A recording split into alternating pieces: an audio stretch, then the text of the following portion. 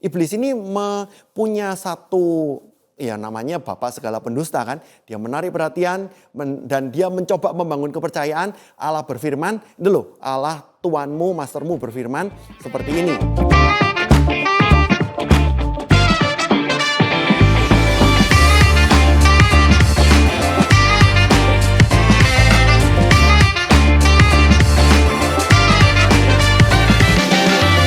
Halo jemaat, ini adalah salah satu versi dari Marketplace Wisdom yang pada kali ini saya seakan-akan monolog langsung cerita kepada Anda.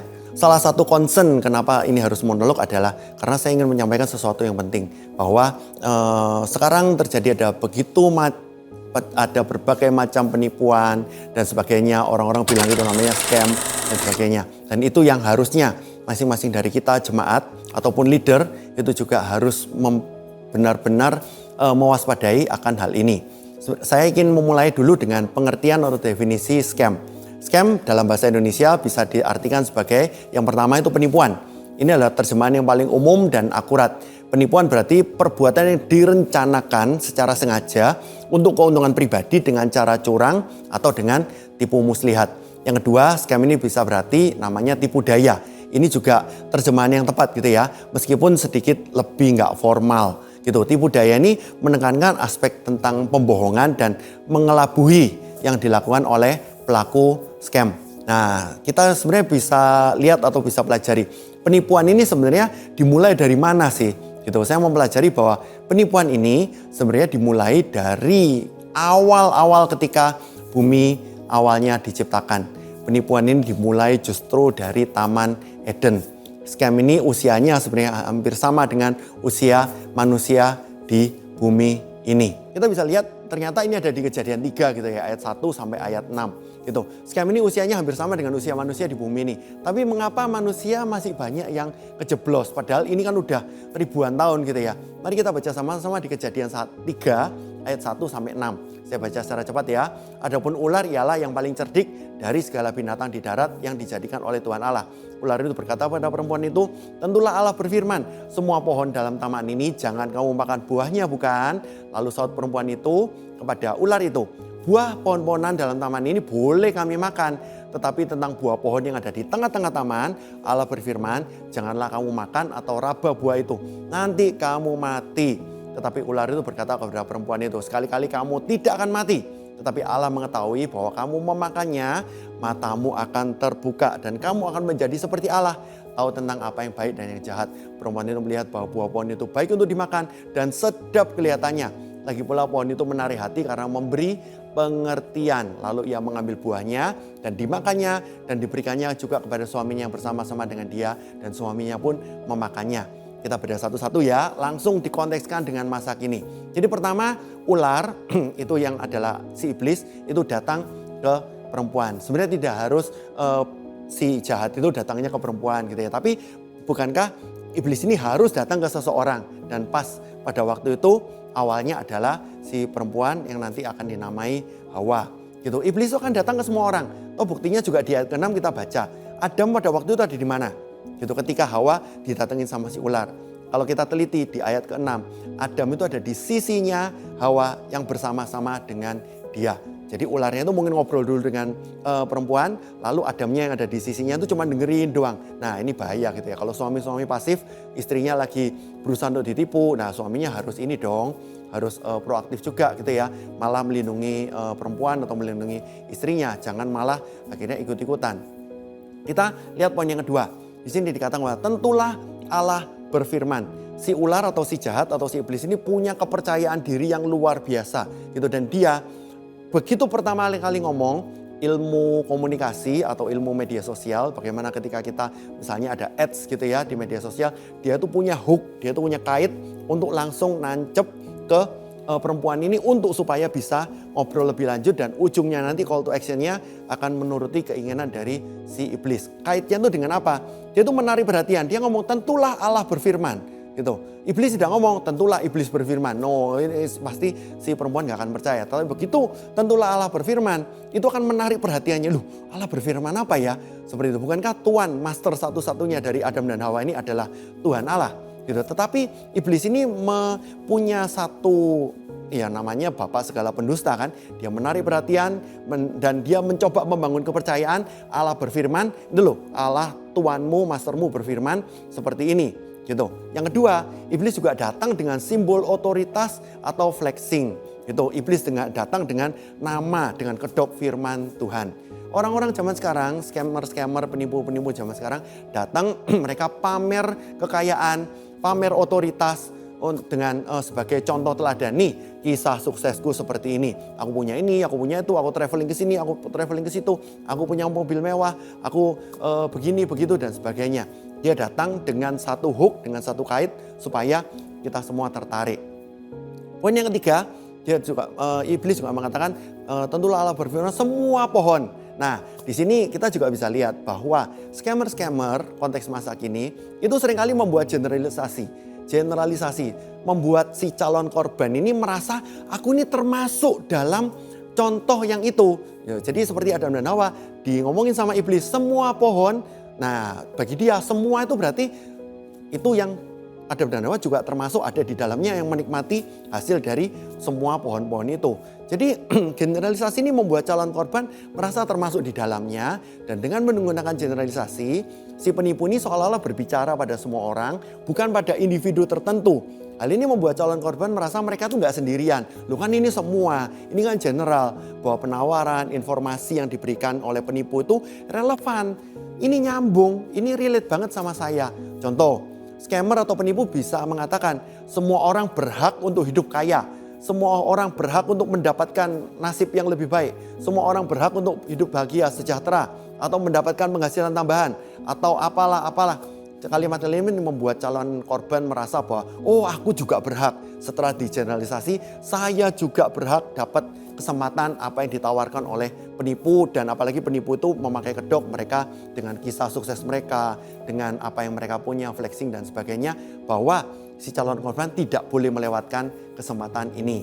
Nah, dari sini kita juga bisa lihat bahwa iblis selalu melanjutkan, jangan kamu makan buahnya.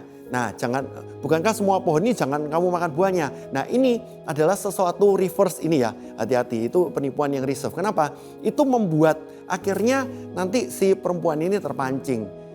Iblis atau setan lagi berusaha untuk memancing sikap rebel kita, sikap protes kita atau sikap ketidaktundukan kita pada otoritas.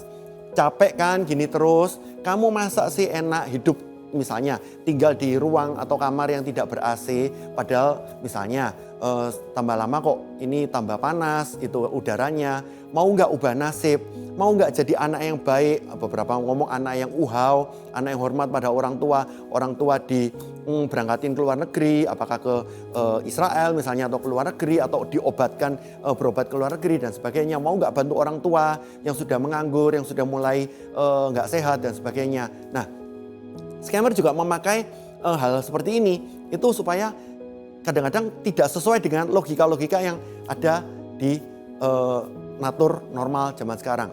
Scammer seringkali nggak masuk akal. Misalnya tawaran kerja tanpa kualifikasi. Masuk aja, lu kan saya nggak lulus, belum lulus SMA dan sebagainya. Bisa masuk ada tawaran kerja. Investasi yang minim, investasi yang sekecil-kecilnya, tapi bisa untung sebesar-besarnya. Atau ternyata walaupun nggak kenal, ada orang asing yang mau kasih bantuan finansial. Ada hal-hal yang membuat seakan-akan kita itu jadi rebel dan kita itu akhirnya mematahkan semua logika yang ada, common sense yang ada, lalu kita terpancing untuk ngikutin kata scammer atau kata si jahat itu. Nah, setelah itu kita bisa lihat kata-kata selanjutnya adalah sahut perempuan kepada ular. Nah, ini perempuan udah mulai kepancing gitu ya. Dan ketika perempuan ini menyahut, merespon ke si ular itu berarti bahwa si perempuan ini sudah membuka diri. Nah, ini penting juga, korban atau calon korban yang mau membuka diri. Ini adalah mangsa yang sangat-sangat empuk karena mereka memposisikan diri, mereka mau menyaut, mereka mau membuka diri, berarti mereka adalah mangsa yang lemah dan mau buka pintu lebar-lebar. Silakan si jahat masuk, silakan penipu masuk, silakan orang-orang yang tidak benar masuk. Orang-orang yang ini adalah orang-orang yang gampang ditipu, mungkin tidak fokus pada visi hidupnya, mereka yang nggak konsen, mereka yang rakus, tamak, mereka yang tidak teguh imannya, mereka yang impulsif atau mereka yang gampang kepancing. Lalu kita bisa lihat kata-kata selanjutnya. Buah pohon-pohonan di taman ini boleh kok kami makan. Nah, setelah menyaut, dia coba dengan logikanya, perempuan ini menjawab kepada si ular, ini loh yang kami tahu selama ini seperti ini, dengan kepolosan, dengan sikap yang tidak waspada. Dan di sini menjadi salah satu ciri-ciri juga yang harus kita lihat, bahwa dalam scam atau dalam penipuan itu seringkali si penipu menggunakan cara seperti ini. Minim informasi atau kontak yang sulit. Jadi sulit untuk menemukan informasi detail tentang bisnis apa, tentang perusahaannya itu seperti apa, produknya seperti apa, layanan yang ditawarkan seperti apa. Mungkin mereka kasih website atau kontak gitu ya. Tapi hanya berupa email yang nggak jelas, anonim, atau nomor telepon yang sekali pakai dan sebagainya. Mereka juga seringkali bermain-main dengan kurangnya situs-situs web yang resmi atau bahkan yang ini aja nggak legal, apalagi yang legal gitu ya. Informasi yang sering juga tidak valid. Kita harusnya periksa gitu situs web yang ditawarkan. Penipu atau scammer biasanya pakai web yang gratisan, desainnya nggak profesional, informasi yang minim, dan seringkali pakai kata-kata yang provokatif dan sebagainya. Jadi hal seperti ini kita perlu hati-hati. Lanjut ya, apa yang Alkitab katakan. Tetapi ini perempuan ini berusaha untuk menjelaskan lagi tentang buah pohon yang ada di tengah-tengah taman. Allah berfirman, jangan kamu makan atau raba buah itu, nanti kamu mati. Nah, ini kita bisa lihat perempuan ini terpancing beneran, dan kita bisa lihat ayat keempat. Tetapi ular itu berkata kepada perempuan itu, sekali-kali kamu tidak akan mati. Iblis langsung ambil menukas atau merespon dengan tangkas, enggak kok, sekali-kali kamu tidak akan mati. Iblis atau penipu atau scammer seringkali juga memakai, ini yang juga perlu kita perhatikan, jadi highlight, bahasa yang lebay dan penuh janji. Scammer untuk menggunakan bahasa yang berlebihan, lebay, penuh janji manis, terkesan gak masuk akal gitu ya. Jadi kita harus berhati-hati dengan kata-kata yang bombastis, tidak sesuai kenyataan. Tetapi saya lanjut ya di ayatnya, Allah mengetahui bahwa pada waktu kamu memakannya, matamu akan terbuka, kamu akan menjadi seperti Allah. Ini adalah satu sodokan iblis yang terakhir kepada si perempuan itu. Bagaimana dengan konteks masa kini? Konteks masa kini, scammer akan memberikan satu penawaran yang benar-benar menggiurkan, too good to be true gitu ya. Penawaran terlalu menggiurkan. Jadi diiming-imingi oleh keuntungan besar, hadiah yang fantastis, kesempatan langka dengan waktu yang sesingkat-singkatnya. Tidak lama lagi, harus invest sekarang, harus masukkan duit sekarang, harus transfer sekarang. Itu patut untuk dicurigai. Penipu ini memanfaatkan keserakahan, ketamakan, kerakusan untuk membuat calon korban ini gelap mata. Lalu iblis mengatakan bahwa tidak hanya menjadi seperti Allah, tapi tahu tentang yang baik dan yang jahat. Jadi ini penipu lalu berusaha untuk memutarbalikkan kebenaran itu menjadi sesuatu yang salah, dianggap salah. Gitu ya, sesuatu yang dipersepsikan menjadi salah, lalu apa yang dikatakan oleh penipu itu dianggap sebagai benar. Dengan cara apa? Dengan cara testimoni palsu dan ulasan yang sudah disetting. Seperti itu, scammer kerap menawarkan testimoni dan ulasan-ulasan yang positif tapi palsu yang sudah disetting untuk meyakinkan calon korban. Kita lihat sekarang ayat ke-6. Perempuan itu melihat bahwa buah pohon itu baik.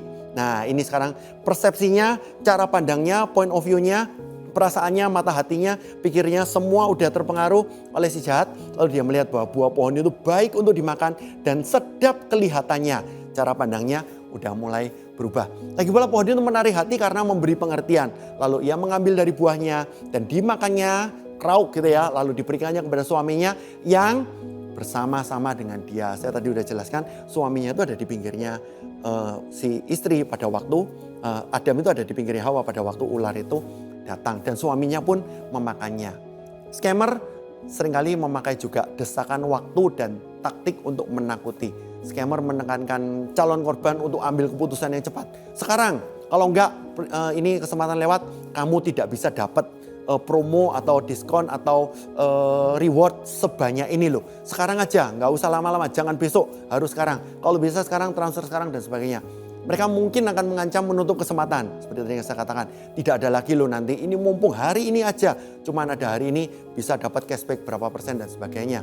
Mematikan, mereka akan mengancam oh ini habis ini tertutup, Anda nggak bisa jadi member lagi. Atau hal-hal yang memicu kepanikan. Jadi dari sini sebenarnya kita bisa lihat bahwa scam itu sudah mulai dari awal ketika dunia diciptakan, Adam dan Hawa diciptakan, di situ si jahat udah mulai merangkak masuk dan menggoda si Adam dan si Hawa. Saya ingin tunjukkan pada kita bahwa apa yang si jahat lakukan, apa yang orang-orang di luar sana, orang-orang jahat lakukan, itu benar-benar tidak main-main. Saya ingin menunjukkan peta ini, bagian ini, bahwa scam itu adalah bisa saya bagi dua. Itu menjadi yang pertama secara fisik, yang kedua secara virtual. Yang pertama secara fisik, mereka akan menggunakan metode-metode secara tradisional, gitu ya, secara tradisional. Yang pertama kita mulai dari orang, gitu, orang fisik nyata hadir, gitu. Kita bisa lihat bahwa ada orang yang sebenarnya dari zaman dulu ini sudah ada orang yang memakai teknik phishing atau gandakan kartu kredit atau ATM atau SIM card, lalu mereka mengambil uang dari rekening Anda. Orang itu juga bisa jadi menjadi broker dalam tanda kutip, menjadi maklar dalam tanda kutip. Mereka bisa menjadi broker untuk tenaga kerja yang dikirim ke luar negeri. Mereka juga bisa menjadi broker untuk studi, untuk beasiswa, dan ujungnya nanti adalah untuk human trafficking, untuk perdagangan orang. Dan ini sangat-sangat mengerikan. Gitu. Orang itu juga bisa berupa, saya kasih tanda kutip, semua yang kasih tanda kutip ini berarti oknum ya, gitu, rohaniwan, alasan-alasan yang religi, gitu. GMS dengan tegas kita ngomong ini bukan teologi kemakmuran. Tuhan mempercayai kita dan Tuhan mengasihi kita dan Tuhan ingin memakai kita untuk kemuliaan namanya. Kita tidak pernah memanipulasi orang dalam bentuk apapun. Oleh karena itu, tapi di luar sana yang namanya uang asli bisa saja ada uang palsu yang menyerupai uang asli. Ada banyak orang bisa jadi di luar sana, ada banyak orang jadi di luar sana yang memakai kedok. Bukankah Alkitab juga dikatakan ada bahkan iblis pun menyamar seakan-akan sebagai malaikat terang. Ada orang-orang yang menyamar, memakai alasan-alasan rohani, memakai istilah-istilah rohani untuk mengambil uang aset dari diri Anda. Itu secara orang juga bisa memakai orang yang terdekat, gitu ya. Apakah dia menjadi orang fisik datang ke Anda lalu menjadi kekasih Anda, menjadi selingkuhan Anda kalau Anda sudah punya pasangan istri atau suami secara onsite. Mereka mengaku oknum gitu ya, dari instansi tertentu, dari mereka pakai seragam tertentu, mereka pakaian dinas tertentu, mereka menyamar sebagai pejabat tertentu atau artis bahkan gitu untuk akhirnya dekat dengan Anda lalu mereka porotin uang Anda sampai habis.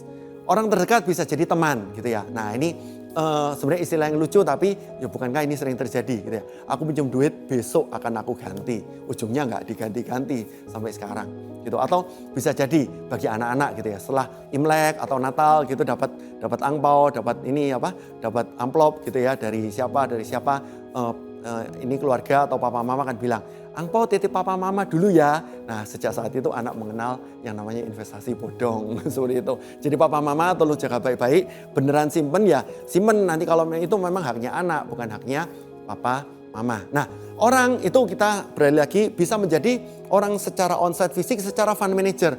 Mereka menawarkan hadir fisik di hadapan Anda, mereka menawarkan project fiktif. Ada juga seperti mereka menawarkan uang dalam bentuk putih gitu ya, kertas putih lalu nanti bisa jadi US dollar atau lain-lainnya seperti itu. Mereka juga menawarkan untuk menggandakan uang. Ini juga sering kita lihat itu zaman-zaman dulu tradisional gitu ya. Ada orang-orang tertentu yang bisa menggandakan uang. Ada orang juga yang titip dana sama saya, nanti saya akan kasih bunga yang return yang menarik. Nah ini mereka menyamar seperti fund manager.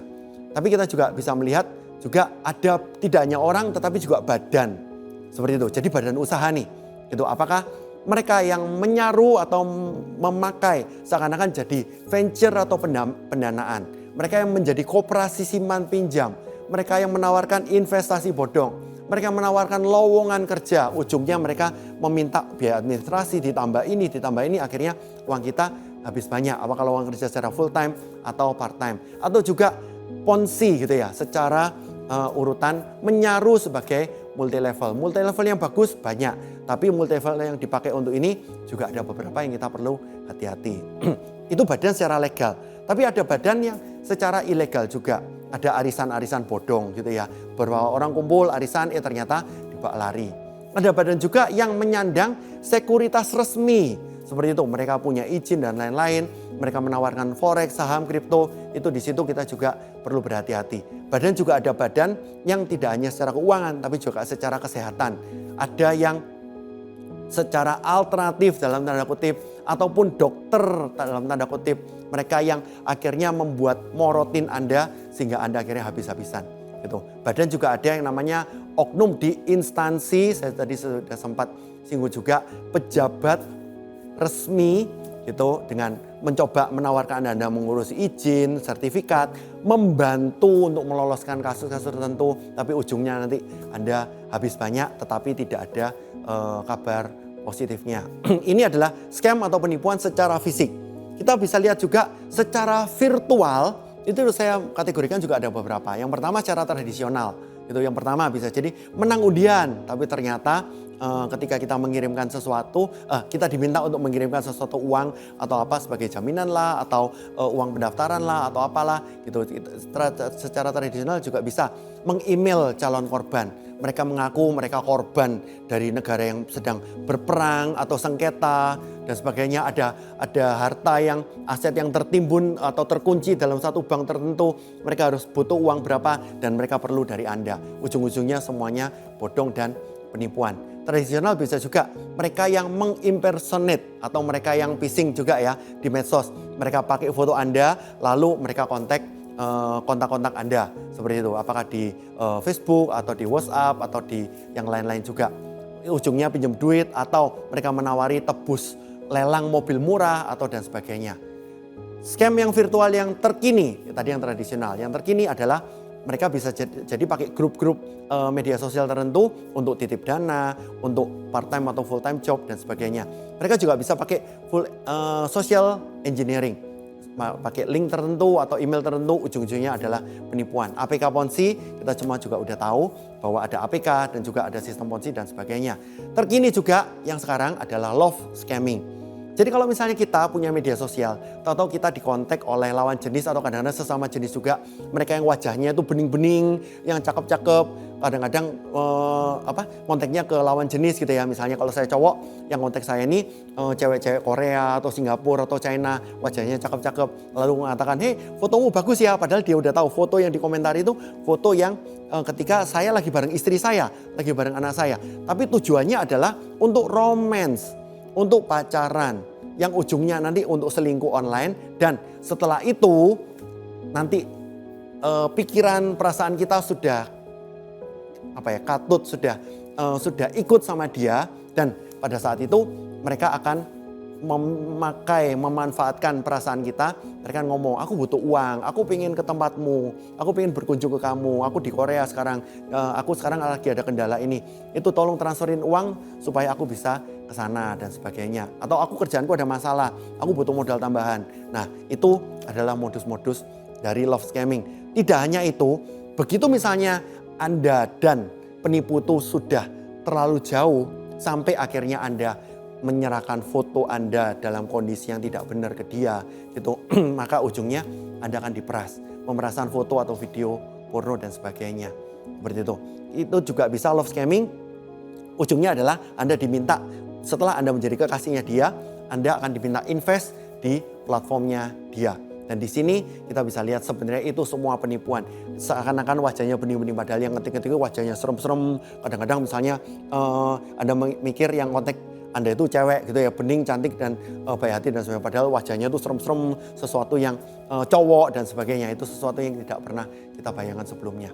Gitu. Ada juga secara virtual, itulah aplikasi sekuritas online. Ini juga kita juga harus benar-benar hati-hati gitu ya. Ada aplikasi kripto atau koin atau token atau NFT atau mining atau binary option atau robot trading yang kemarin sudah kasusnya banyak kebongkar. Ada lain-lain yang tidak kalah seremnya. Ransomware, ada malware, ada mengaku tech support untuk meminta akses email dan sebagainya. Dia mungkin impersonate dari konsultan tertentu untuk membenahi program-program di tempatnya Anda. Ujungnya semua nanti uangnya akan ini semua. Atau kalau enggak, mereka akan menguasai website lalu akan mereka meminta uang tebusan. Judi online, pinjaman online. Terus juga ada beberapa pay later dan yang karena ada ujungnya ada promo, itu juga kita perlu waspadai juga. Jadi intinya semuanya adalah bagaimana cara mereka supaya uang kita itu dikuras secara habis. Jadi dengan hal seperti ini kita harus berhati-hati. Ada begitu banyak metode impersonate atau phishing atau skimming, menduplikat dari apa yang jadi ininya kita, apa yang menjadi akun dari kita, lalu ujungnya adalah mengeruk uang dari kita. AI sekarang sudah begitu majunya, begitu pesatnya, tolong kita juga harus berhati-hati dengan artificial intelligence yang dipakai bukan untuk tujuan kebaikan, tapi untuk tujuan kejahatan. Saya ingin mengingatkan kita, Yohanes 10 ayat 10, iblis mencuri, membunuh, dan membinasakan. Orang-orang tidak punya belas kasihan akan merampok kita sampai tetes darah kita yang terakhir. Lukas 14 ayat 13, setelah pencobaan di padang gurun, iblis menunggu waktu yang baik. Scam, penipu, orang-orang yang jahat di luar sana selalu berevolusi, bermutasi supaya menjadi mereka memperbaiki diri. Penipuan mereka akan menjadi lebih baik, lebih sempurna lagi. Apa yang harus kita lakukan supaya kita tidak kena scam? Yang pertama, kuncinya adalah hidup akrab dengan Tuhan dan refleksikan segala sesuatu dengan firman Tuhan. Apakah itu dari luar atau dari dalam? Saya akan lanjutkan lebih jelas di poin yang kedua. Poin yang kedua adalah sikap hidup cukup, bersyukur, dan waspada. Waspada apa? Ada dua, waspada keluar dan waspada ke dalam. Waspada keluar itu maksudnya apa? Apa yang ada di luar kita. Waspada penawaran-penawaran tertentu, waspada supaya kita benar-benar memverifikasi informasi yang ada di YOR, do your own research. Hati-hati dengan transaksi online, link APK, akun ganda, dan sebagainya. Itu yang di luar kita. Yang di dalam kita, yang ada dalam diri kita, itu kita juga harus waspada. Jangan mengumbar data pribadi kita. Apakah itu nomor kartu kredit atau CVV atau apapun tempat tanggal lahir kita, nama ibu kandung dan sebagainya. Kita flexing foto dengan KTP dan sebagainya. No, jangan lakukan itu. Untuk diri kita sendiri kita harus waspada. Manage password kita. Kalau bisa passwordnya beda-beda gitu ya. Masa misalnya kunci pagar rumah kita, kunci pagar, kunci pintu depan, kunci ruang tengah, kunci kamar utama, kunci brankas semuanya pakai kunci yang sama. Enggak, harusnya password juga pastinya beda-beda gitu ya. Antivirus dan anti malware tolong dipasang juga yang baik. Kalau juga dompet anti RFID gitu ya. Ada banyak yang enggak terlalu mahal juga banyak supaya tidak di skimming oleh orang lain. Yang ketiga, yang terakhir, punya buah Roh Kudus yang namanya ujungnya adalah penguasaan diri dan tidak terpancing. Saya ingin menutup ini dengan Yesaya 30 ayat 15b. Dalam tinggal tenang dan percaya terletak kekuatanmu. Saya berdoa masing-masing dari kita semua benar-benar dengan hikmat dari Tuhan, dengan terang firman Tuhan, kita akan menjalani hidup kita dengan waspada, berhati-hati, sikap hidup yang cukup, dan kita berjalan dengan pimpinan tuntunan Tuhan. Kita tidak akan pernah terhasut, tidak akan pernah termancing, apalagi terjeblos oleh bisikan, bujukan si jahat. Saya berdoa masing-masing dari kita. Tuhan menyertai kita senantiasa dan kita akan berjalan dimensi yang lebih tinggi bersama dengan Tuhan tanpa ada gangguan apapun. Demikian apa yang jadi penjelasan dari saya. Tuhan Yesus memberkati.